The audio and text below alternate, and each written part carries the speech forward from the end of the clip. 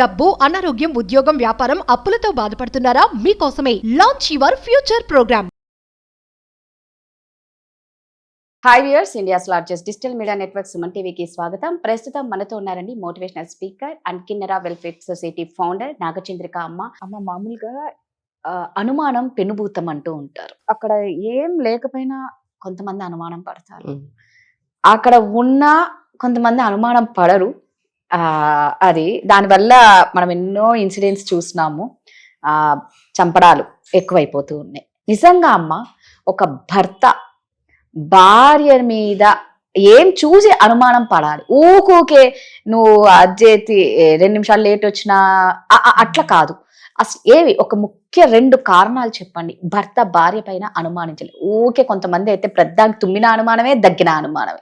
నువ్వు చెప్పినది చాలా కరెక్ట్. ఎందుకంటే భార్యాభర్తలు ఇట్లాంటి చాలా జరుగుతూ ఉంటాయి. అంటే అతి ప్రేమ అయినా కూడా మనిషికి ఒక వస్తువు మనం ఇష్టమే ఉంటుంది, దాన్ని దాచిపెట్టుకుందాం అనేది దాచిపెట్టేస్తాం కదా. అట్లాగా ప్రేమ ఊరికే ఉన్నప్పుడు అంటే ఎక్కడ అది వెళ్ళిపోతుందో నా నుంచి అని ఒక భయం ఉంటుంది ఒక మనుషులకి. దానివల్ల ఏం చేస్తారంటే ప్రతి క్షణము అవతల వ్యక్తిని ఊపిరి ఆడనీయకుండా చేస్తారు. నా నుంచి ఎక్కడ పోతుందో దూరము అని వెళ్ళిపోతారేమో, ఇంకొక ఏదన్నా ఆకర్షణ వెళ్ళిపోతారేమో. అది భార్య కావచ్చు, భర్త కావచ్చు, ఎవరైనా కూడా. అతి ప్రేమ, ఇదంతా కారణం ఏంటంటే అతి ప్రేమ. ఇంకొకటి రెండవది వచ్చేసి అంటే అనుమానాలకి ఏ విధంగా మనం వాళ్ళని నాతోనే ఉంచుకోవాలి అనేది. ఎవరితో మాట్లాడుతూ ఉంటే ఇంకెవరైనా అమ్మాయితో మాట్లాడుతూ ఉండేమో, ఇంకొక అబ్బాయితో మాట్లాడుతున్నాడేమో, ఇలాంటివన్నీ కూడా ఉంటది.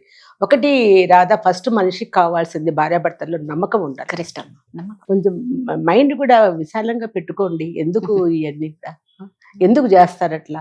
అంటే చేసేవాళ్ళు ఉన్నారు, వాళ్ళని పట్టుకోవాలి. వాళ్ళని పట్టుకో. లేని వాళ్ళని కూడా ఇప్పుడు ఒక ఫ్రెండ్ తో, ఆమె స్నేహితురాలతో మాట్లాడచ్చు, అన్నతో మాట్లాడచ్చు, అమ్మతో మాట్లాడచ్చు. అసలు ఫోన్ లో మాట్లాడకుండా ఉండరు కదా ఎవరైనా కూడా. 4 సార్లు మాట్లాడప్పుడు ఎవరితో మాట్లాడుతున్నావే అనే వాళ్ళు ఉన్నారు. ఈయన ఎవరితో మాట్లాడుతున్నాడు, నా ఫోను అన్నిటికీ కారణం ఫోనే. అవునమ్మా, అంతే. మళ్ళీ ఫోన్ దగ్గరికే వస్తుంది ఏదైనా కూడాను. ఎందుకంటే ఆ ఫోన్ వెతకటము, ఎవరితో మాట్లాడుతున్నాడు అని చెప్పేసి ఆ ఫొటోస్ చూడము, అవి ఇవి అన్ని దాంతో స్టార్ట్. అప్పుడు ఏమవుతుంది, మనశ్శాంతిని కోల్పోతాం మనం. నీకు మనశ్శాంతి ఎక్కడి నుంచి వస్తుంది? ఇంకా పొద్దుస్తామని వాళ్ళ మీదనే పెట్టుకొని దిగులు, భయము, ఇన్సెక్యూరిటీతో మనశ్శాంతి అంతే కదా. ఇంకోటి కూడా ఉంది, ఒక మానసికమైన జబ్బులు కూడా ఉన్నాయి కొంతమందికి. అనుమానం అనే జబ్బు ఒకటి ఉంటుంది అనమాట. దానివల్ల కూడా ఇట్లాంటి జరుగుతాయి. కావాలనే చేస్తున్నారని కాకుండా ఇట్లాంటివి కూడా ఉంటాయి. ఎవరన్నా ఒక 2 మనుషులు మాట్లాడుకుంటా ఉంటే కూడా నా గురించే మాట్లాడుతున్నారేమో వాళ్ళు అనే ఫీలింగ్ ఒకటి ఉంటది. ఇంకా ఇట్లనే చాలా అన్ని ఫీలింగ్స్ తోటే మనం బతుకుతా ఉంటాం. దీనికి ఏంటంటే మనిషికి రిలాక్సేషన్ లేకపోవడం, దీనివల్ల అన్ని జరుగుతాయి. కారణం మాత్రం మొబైలే. సరే, అది ఓకే అమ్మా. అయితే నిజంగా అంటే ఒక 2 లక్షణాలతో ఎలా భర్త ఒక భార్యను అనుమానిస్తాడు? ఈ 2 లక్షణాలతో నేను అనుమానించాను అని ఎట్లా చెప్పగలరు? ఇప్పుడు భర్త ఎప్పుడు భార్యను అనుమానించాల్సి వస్తుంది? తన మామూలుగా భిన్నమైనటువంటి ప్రవర్తన, అంటే అసలు వీళ్ళని లెక్క చేయకుండా, వీళ్ళకి కావాల్సినవి ఏమి చేయకుండా 24 గంటలు ఫోన్ చూసుకుంటూ, చాటింగ్ చేసుకుంటూ, మెసేజ్లు పెట్టుకుంటూ, పగులు కావచ్చు, రాత్రి కావచ్చు, ఈమెకు మెసేజ్లు రావడము, ఈమెకు ఎవరితోనో చాటింగ్స్ చేయడం, ఇవన్నీ చూసినప్పుడు అతనికి అనుమానం ఖచ్చితంగా కలుగుతుంది. ఆమెకు కానీ ఆయనకు కానీ, ఇద్దరికి ఎవరైనా ఒకటి ఈ విషయాలలో క్లారిటీగా మాట్లాడుకొని, నీకు ఒకసారి ఏమి ఎవరితో మాట్లాడుతున్నావు, ఎందుకు ఇంతసేపు, అది ఇది కూడా తప్పే. ఎందుకు అంత మొబైల్ అడిక్ట్ కావడము? ఎప్పుడో 4 రోజులకు ఒకసారి ఫోన్ చేసి బాగున్నారా అని అడగడం వేరే. ఇంకోటి కూడాను, నీకు పని అంతా రిలాక్స్ అయిపోయి నీకేమి పని లేనప్పుడు ఏదన్నా నువ్వు చేసుకున్నా బాగుంటుంది. కానీ పనులన్నీ ఆడబడేసేసి భర్త ఇంట్లో ఉండంగా పిల్లలకు చేయాల్సింది చేయకుండా నువ్వు ఫోన్ చూసుకుంటా కూర్చుంటే అంత ఇంట్రెస్ట్ ఏంటి? మా కంటే ఇంటి పనుల కంటే అన్ని పక్కకు దోసేసి ఎవరితో మాట్లాడుతుంది అనేది ఫస్ట్ స్టార్ట్ అవుతుంది. ఆయన కూడా ఎవరితో మాట్లాడుతున్నాడు అనేది స్టార్ట్ అవుతుంది. అక్కడి నుంచి ఇంకా 2 గొడవలు వచ్చేస్తాయి. ఫస్ట్ మీకు ఏదైనా అనుమానం వచ్చినప్పుడు దాన్ని క్లారిటీగా మీరు కూర్చొని మాట్లాడుకోండి. కొట్టుకోవడాలు, ఒకరినొకరు చంపడాలు, ఇది సొల్యూషన్ కాదు కదా. అసలు నువ్వు చంపుతావు నువ్వు కోపంతో, తర్వాత నీ బతికేంటి? అంటే నువ్వు హ్యాపీగా ఇంట్లో ఉంటావా లేదా జైల్లో ఉంటావా? అంతే కదా. ఉంటే పిల్లలు ఉంటే పిల్లలు కూడా వాళ్ళ అనాథలైపోతారు. ఒక్క క్షణం ఆలోచించుకోండి, ఎందుకు ఈ అనుమానాలు? అసలు ఫస్ట్ పెళ్ళి అయితేనే ముందు ఒకరి అలవాట్లు ఒకరి ఇది ఏదన్నా ఉంటే కూడా చెప్పుకొని చక్కగా వాళ్ళు ఒకరికొకరు ఇదైతే ఇవన్నీ ఏమీ ఉండవు రాదా అసలు. దాచిపెట్టుకున్నప్పుడు ఎప్పుడైనా ఇట్లా జరిగినప్పుడు ఏముంది దాంట్లో ఏముంది అనే వస్తుంది తప్ప ఖచ్చితంగా నువ్వు ఇట్లా చూపించినావంటే ఏముంది వాళ్ళకి ఏం కనపడదు కదా.